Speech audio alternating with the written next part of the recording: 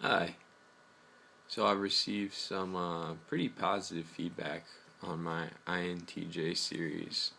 Um, Seems like there's a lot of INTJs out there, and just people in general who have felt pretty segregated, and it looks like being able to find other people that have experienced that has been super beneficial. I know for me it is, definitely, and it has been in the past, and to be able to bring that to the table is definitely awesome. That's exactly what I was shooting for with those videos. Um, so just nothing but positive feedback. But it seems like in the videos I mentioned a lot about different kinds of meditations that you can use, and so people have been sending me a lot of meditations. What kind of meditation, or a lot of messages about what kind of meditations do you use? What helps? Um, I haven't actually gone back and watched the videos that I made. Um, So I'm just going to go forward based off what my meditations have been in the past. And not really based off of the INTJ videos, but this is definitely a good extension. Um, First off, there's some pretty powerful meditations that I've been working on for a while. Me and my girlfriend have been working on them. So one of them I found, I guess I should preface it with saying that I'm a very strong believer in everything that you are experiencing in reality is controllable by you. Um, each human being that you interact with is a spirit that you have an agreement with, and they are a perfect reflection to you of your own ideas about yourself and the limitations that you would put on yourself if that's who you were. So the way you perceive them, the stereotypes you put on them, everything. These are all perceptions that you are limiting them to. So we have developed a meditation that I think is just phenomenal, and I could not be more happy to bring it to the table. And I'm not sure if I touched on this at all in the other videos, but definitely worth reiterating because it, you know, the benefit of it cannot be overstated. It's awesome. So, I guess we can start from square one, which essentially is I've never meditated before. What is meditation, and how can I use it to my benefit? Uh, I understand that. I remember being at that point when I was like 16. I had a lot of head injuries, so I was looking for something to kind of relieve the migraines and just the strange things going on in my head. So I looked into meditation, and yeah, it seems like a huge, limitless world because it is. But I think, depending on what you're studying or what books you go to as resources, people kind of corner it into what they believe it is. To me, meditation is nothing more than being calm enough and quiet enough to experience what is going on around you. In order to be that calm, you have to not have any resistance. So, to be in the present moment is where you can control your reality from.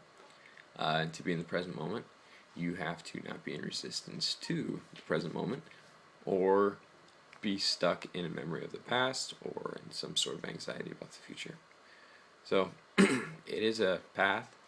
It's awesome. It's like the greatest path you could ever travel down.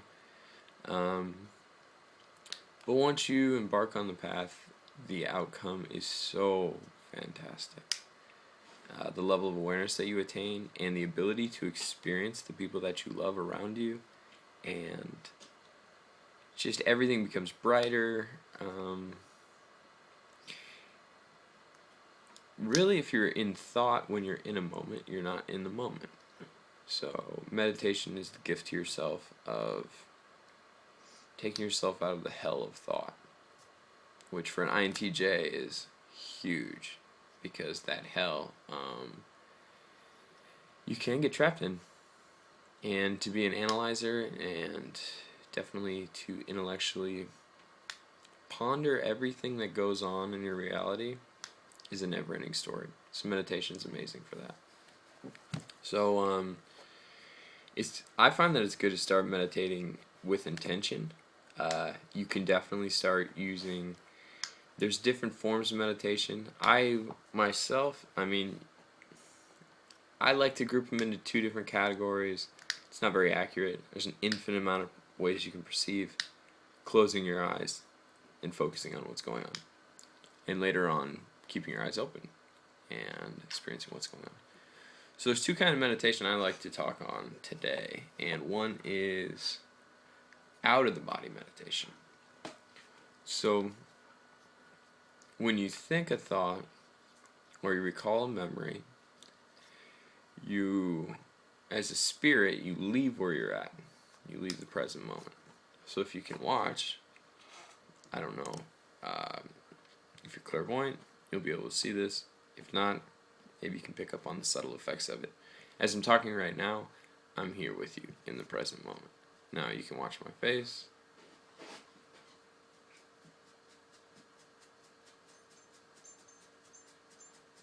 I just went and walked around Toys R Us when I was an 8-year-old boy. So, kind of the same thing. Right there, you just disappear.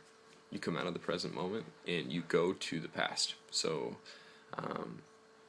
painful memories, they're places that you left your energy, and every time you recall that memory, you're actually reliving that memory over and over and over again. But if it's a positive memory, you generally tend to relive it in a more positive way than how you experience it. Negative memories, you recall them through a negative lens that you have on them, and they tend to become more negative the more you recall them. So, out of the body meditations are close your eye meditations where you just let yourself drift. Let's say you close your eyes, you do, some breathing exercises. I myself like to do all sorts of different fun tools to breathe with. One of my favorites that really helped me develop my meditation tools and develop my astral senses was to start at 99 and work my way down. So each breath I take, 99, I'm visualizing the number 99, and I'm making 99 made out of something. So 99, I might be... And as I'm doing that, I'm visualizing the number 99 in my head made out of oranges, or something you would see in the real world. So I visualize the texture of oranges, smell oranges, etc. And in the next breath, I'll move to 98. This is all with my eyes closed, because visualization when you're starting out, way easier with your eyes closed. I will visualize 98 made out of bubbles. Just see the numbers made out of bubbles, and I'll pay attention to the details. And what this does is this starts working your imagination, and you start honing what I like to call your astral senses, your secondary set of senses that you use to create the world. So from here, these are going to be the frameworks with which, I guess, I'm not sure how many videos we're going to go over. I'm doing this on my phone, so at 10 minutes I have to start another video, so I'm not sure. Maybe this will end up being another 5 or 6 part video. But, so the whole point of all this is to develop your secondary set of senses. And what this does is it gives you a powerful tool with which to imagine. And the more you can imagine something, the easier it is to manifest something. And what I mean by that is you're controlling your reality through perception. So the more you're able to change your perception from what it is programmed as, the more you're able to turn it into something that you want it to be, which is brand new. So I'll keep going on that in the next video.